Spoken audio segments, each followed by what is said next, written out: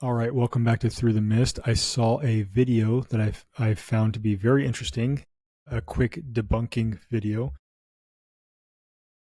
published by a page called LDS CES Director, a pretty dishonest and disingenuous title for a Facebook page, but that's neither here nor there. This clip was posted on TikTok, I'm assuming originally, but the contents of the document are actually from a longer interview of an ex-member. And so this member is going to make a lot of claims about the LDS Church and more specifically the Book of Mormon that are verifiably and objectionably incorrect. And so there won't be any subjectivity here. I'll just go objectively with what she claims and objectively how it's false. Okay, so I'm going to give myself 2 minutes after we watch the video. From there, we'll get into just a kind of a quick debunking of some of her claims. Now, in 2 minutes, I can't do the entire thing justice, but I will drop a lot of the links to some of the stuff that I think is pretty relevant in countering some of her other points that she brings up in her video. So let's go ahead and listen to what it is exactly that we're debunking.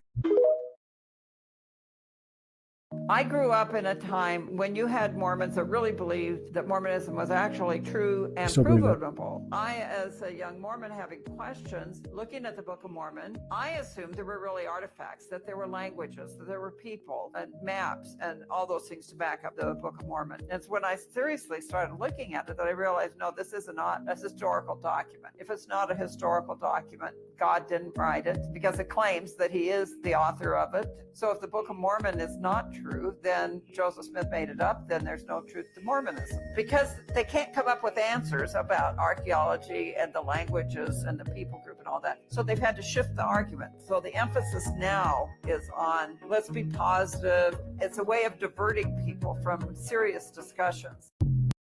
Okay, now the thing that she says at the end, diverting to the message of being positive. I don't see why she would say that. Perhaps she's not even, perhaps she's an atheist, or she no longer believes in any supernatural or divine entity. And so perhaps she doesn't find any value in being positive anymore. But if she's a Christian, then, bringing up a positive message to anything would be a good thing. I would assume, right? I think we need a lot less negativity in our world. And so at every opportunity that we can have to not be negative, I think that's a step in the right direction. Okay, so now I'm going to stay honest to what I said. We're going to try to do a debunking in 2 minutes. That's rough. 2 minutes. 2 minutes of time. Okay, so I did cheat a little bit. I'm not gonna lie. I did pull up the Book of Mormon beforehand. So if I were to perhaps do this real time, it wouldn't take me very long. I could just turn to the beginning of the Book of Mormon, or even if I had a small Book of Mormon, I could do the same thing and show you guys what I have here. Okay, so let's go ahead and get this timer started and see how we can debunk it. Okay, so one of the claims that she made was that the Book of Mormon was written by God. And if it's not historical, then it couldn't have been written by God, and therefore it is a false book, or that would make Joseph Smith a false prophet. Okay, so let's see exactly what the Book of Mormon claims for itself. Okay, so this is the introduction. The introduction was written by the church. It was not written by the ancient prophets, and it wasn't found on the plates themselves. So here is what we claim for the Book of Mormon. We claim that the book was written by many ancient prophets by the spirit of prophecy and revelation. Their words, written on gold plates, were quoted and abridged by a prophet historian named Mormon. That's where you get the title. That's where you get the book name, Book of Mormon.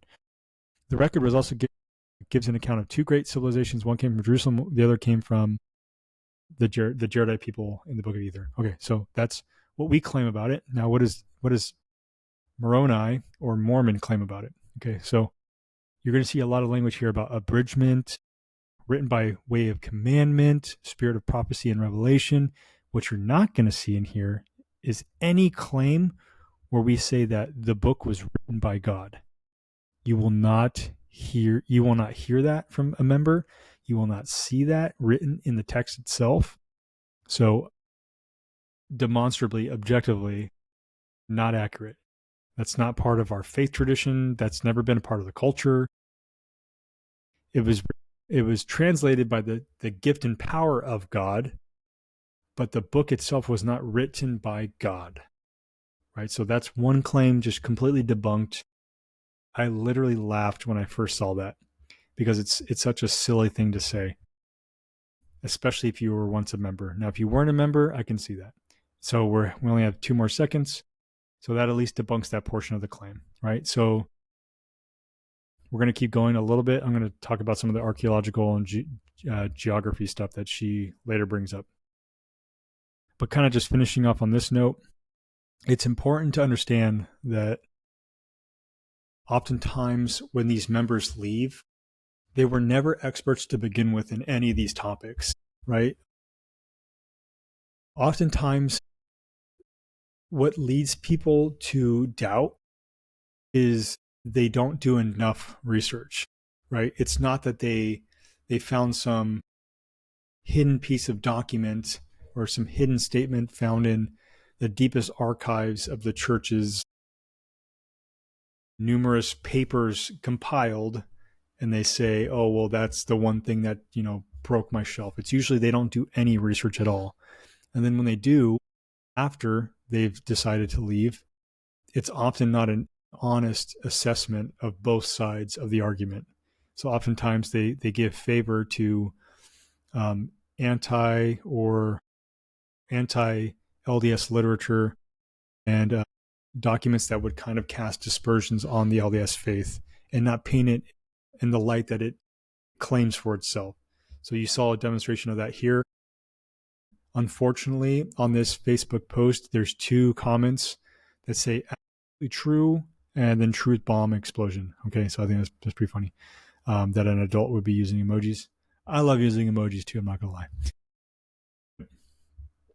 So absolutely true, truth bomb. Okay, but what they don't realize, perhaps these aren't members or people who have ever been members, nothing that she said was accurate, right? And so she said it was written by God, and it doesn't even claim that for itself at all. Like, that's not a claim. The Book of Mormon was not written by God. That's a fact. Okay, then she goes on to say that there's no archaeological or geographic evidence. So I think that this is kind of a weak argument on her part as well. And I don't say that because there's a huge, wide swath bit of evidence, but I mean, at the end of the day, what does geographical evidence even do in the way of convincing you that it's theological claims or divine claims within the text are true, right? At the end of the day, the Bible, we only care about the Bible because it claims things that are very important to what we believe about the nature of God. And a lot of those claims can't be proven through evidences, right? So I believe, as a matter of belief, that Jesus is the Christ, the Son of God, right? Now, he might be claiming that for himself. He might be claiming that he is the Messiah or the Christ. But the fact that I believe that he is actually those things, that he is actually divine and that he's the eternal God or eternally been God, is something that I believe, and I can't prove that, right? And so now getting to the geography and all that other stuff. So you have to understand, when it comes to anachronisms or DNA or geography, right? There's continual scholarship on this topic. So it's not like I can just say, well, all of this has been done, all this scholarship's been done for decades, and therefore she's being dishonest. Because she did say in the beginning of her video that as a young person, and she looks like to be a little over, I don't want to guess her age now, right? But she looks to be older than 60. And so let's assume that she was 20 when she left the church. That would have been 40 years ago, so 1980. Now, was the internet around back in 1980? No, not in the form that we have it now. It was yet to be many years before we got stuff like this. And so what could she have looked at that would prove to her that it was not true, or there wasn't enough evidence for her, but in the way of geography or other things like I think she mentioned artifacts as well. And so, and to be honest, I don't know, because I haven't looked at like 1970s and 1980s evidences for the Book of Mormon. I think that would be a silly task. But what I will say is, prior to her doing that interview, if that is accurate a representation of the interview, she could have just done a quick search and she would have found that there is some evidences that she could actually hold to that would be a lot more provable than some of the New World or the America type evidences that she's probably talking about. And so what am I saying, right? So Nahum is an location that's depicted in the Book of Mormon. And throughout recent archaeology or recent church involvement in YouTube, there's been a lot of like videos pushed out on this topic. And so one of them is a great one is by Fair, which is the website that I showed you. They do a quick video. If you don't know how to read, or if you don't like to read, you can just watch their video on the Book of Mormon Evidences 31 about Nahum in the Book of Mormon. Another one done by Book of Mormon Central features our favorite, but a lot younger, Dr. Smoot. I think he's a doctor now. And he talks about the same things in a better put together, more easy to watch content. And he talks about that very idea of the Book of Mormon talking about a route taken by Lehi and his family down the Arabian Peninsula and burying an individual named Ishmael in a place that was already called in the book Nahum. And so why that's important is because the locations that are accounted or brought up beforehand in the previous portions prior to them arriving in Nahum were areas that Lehi specifically addresses as him naming them. And Nahum specifically is one where he says it's essentially that it's a place that was already named. And then after Nahum, when they go due east, they land at a place called Bountiful, and Lehi names that place Bountiful. So Nahum is interesting because it's one of the only places within their path down the peninsula before they go from Bountiful to the New World that already has a name for it. And so that evidence in connection with the fact that Joseph Smith wouldn't have had the maps that depicted the location of Nahum on it, or the connection of what Nahum potentially could mean as a word itself, or the burial, the fact that this place even existed in a place where if you would go due east, you would find exactly what was depicted by Lehi. I don't want to say exactly right, but close enough to what he depicts in what would be known to Joseph Smith at the time as an arid part of the peninsula. And so it's kind of hard. It's quite a stretch, and you have to come up with quite a bit of conspiracy theories in order to work your way around a lot of these evidences, I would say. And I would say that these are evidences for the Book of Mormon's authenticity. But now I would also posit that this doesn't necessarily mean that the Book of Mormon's claims about, or their divine claims or their theological claims are true, right? I think that only comes by confirmation by the Holy Ghost or the Holy Spirit. And that's why all we ask in our faith tradition is that you read the book. Just read it, right? You're not going to be convinced of something you've never read, right? And so, once again, there's you can read scholarly stuff on this. You can watch videos. There's plenty of videos put out, good stuff, like well put together stuff, right? And so they'll present it. And once again, there's you can read scholarly stuff on this. You can watch videos. There's plenty of videos put out, good stuff, like well put together stuff, right? And so they'll present it, and once again, this is a one-sided thing. Do your homework, look at the other side, but just understand, like, this is the information we're giving you, our side of the story, so you don't have to believe it absolutely, but at least represent it accurately. If you have a counter to the whole Nahum archaeological evidence or geographical evidence, then talk about that, but don't just make stuff up. No one's just making stuff up around here. It's not sincere, and it just kind of it paints you as somebody that doesn't know much. So for this, whoever this person is, either they were deceived or they just were too lazy to look for the evidences themselves.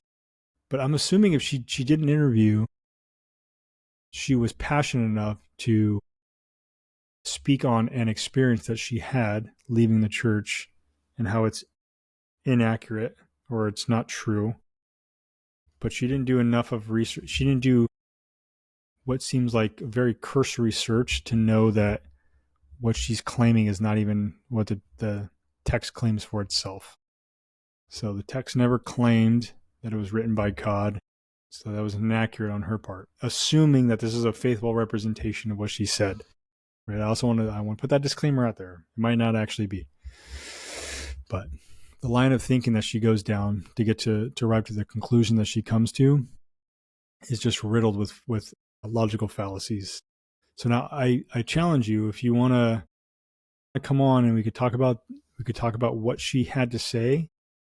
We can have a discussion about it, but just be aware that there's a lot of stuff out there on our side. You don't want to speak. I don't want to speak about people. I want to speak to people, right? So you'll never hear me make claims about the Catholic Church unless I'm speaking to a Catholic or I've heard it from a Catholic. Now, that being said, even then I can mishear or misunderstand what somebody explains to me. So you have to be really careful when you're trying to represent another faith tradition accurately, because you can lose a lot of credibility by trying to tell them what they believe when they know what they believe. Okay. So, and this is what she believed at the time. I'm assuming her position just hasn't changed, and it's inaccurate. And I can show you where in our text it's inaccurate. Okay. At the end of the day, you can't interpret our text for us. Okay. We tell you what what we see in the text. Just like you get to tell us what you think about Isaiah 43:10. You get to make stuff up about that, right? So, once again, this is Through the Mist. I'm Sam St. Laurent, and I love just doing a quick 20-minute debunking. It wasn't that quick, but I'd like to start making little shorts based off of these, maybe a little bit longer ones, and then just kind of cutting up the first portion, and then just adding the rest of this later, so you can kind of do a little bit more of a deep dive on your own. But once again, I'll include links to all of these evidences, I guess, if you want to call them that. And then I'll also give you a link to Fair Latter-day Saints. And that's a pretty good start if you want to understand what we teach in our faith tradition. So once again, thank you. If you want to subscribe, go ahead. If not, go right ahead. If you want to come on, if you're a Christian and you're watching this and you want to come on and discuss what you believe and why you believe it, I'd be more than willing to give you a platform, just with the understanding that it's not going to be a debate. I think debates are useful for convincing your side that you're right. So I would like to have a conversation and not tell you what you believe, but ask you what you believe. And then with that evidence, or with what you're saying, ask you, in light of what you believe, how that affects your relationship with Jesus Christ. Because at the end of the day, talk is cheap, but actions really tell me what you actually believe. And so, right, because that's what faith is, right? Faith is a principle of action and power. And that's what we believe about faith. So, once again, this is Through the Mist, and I will see you next time with another debunking, perhaps. Goodbye.